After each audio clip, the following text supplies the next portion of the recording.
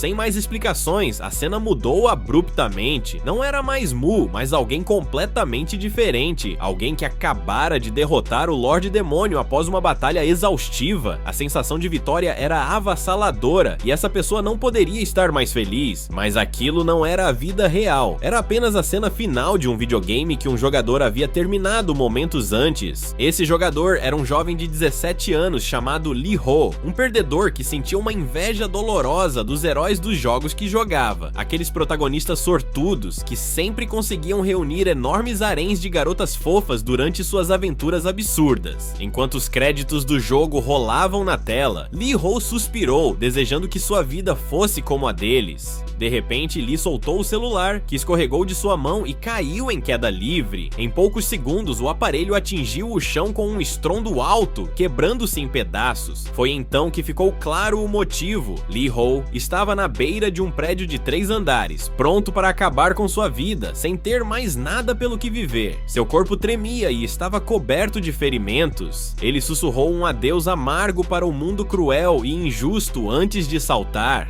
Enquanto caía, o vento soprava violentamente ao seu redor. Com lágrimas nos olhos e o coração afogado no desespero, Lee gritou: "Se há um Deus por aí, agora é sua chance de provar. Envie-me para outro mundo." Antes que pudesse terminar seu pedido, ele bateu contra o chão com um impacto devastador. O sangue espirrou para todos os lados e sua cabeça chocou-se diretamente contra o pavimento. Por todas as contas, ele deveria estar morto.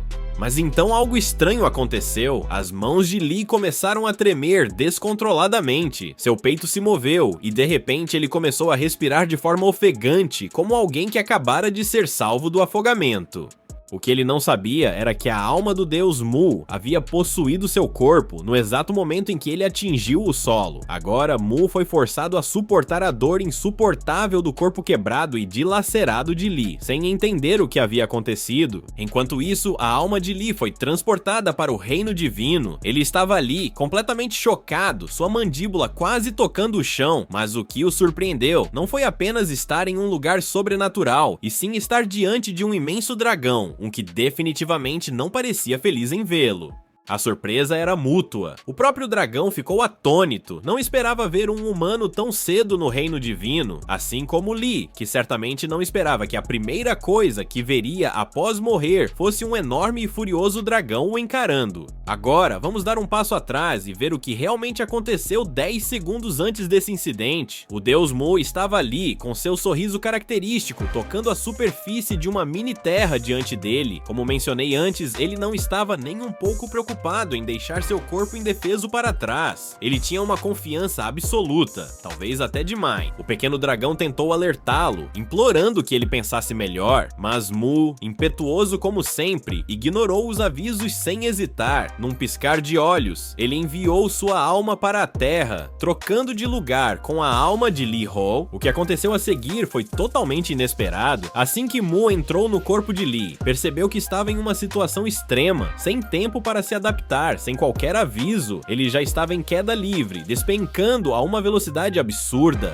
Menos de um segundo. Esse foi todo o tempo que teve para processar o perigo. E então aconteceu. O corpo de Lee chocou-se contra o chão com uma força inacreditável. O impacto não foi apenas destrutivo, foi catastrófico. Ossos quebraram em pedaços e o corpo foi lançado para trás como um boneco de pano antes de finalmente parar. A dor era indescritível, mais intensa do que qualquer coisa que Mu já havia experimentado em sua vida imortal, mas o pior nem era a dor. O que realmente o atingiu foi a confusão absoluta. Por quê? Porque isso aconteceu no momento em que ele colocou os pés, ou melhor, sua alma na terra. Como ele já estava encrencado tão rápido, nada fazia sentido. Suas mãos tremiam descontroladamente no início, o choque percorrendo seu corpo emprestado, mas de repente tudo ficou quieto. Suas mãos pararam de tremer, e foi nesse silêncio que a terrível realização veio. Ele estava morrendo, sem chance de mudar seu destino, sem tempo para consertar o que havia sido destruído. E então seu corpo sem vida caiu sobre o chão frio e implacável. O local estava assustadoramente silencioso, não havia ninguém ali para testemunhar a queda de um deus outrora orgulhoso e poderoso, ninguém para ajudar, ninguém sequer para perceber.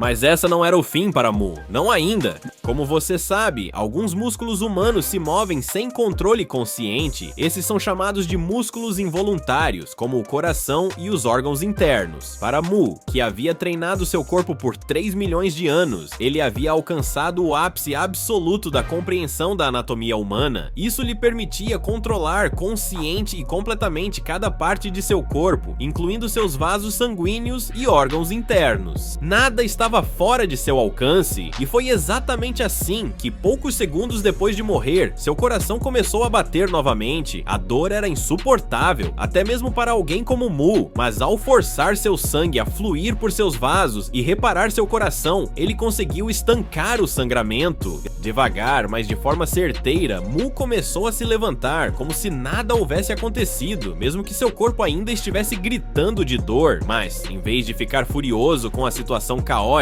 ele percebeu que estava estranhamente feliz, espancado, coberto de sangue. Fazia tanto tempo que ele não sentia algo assim.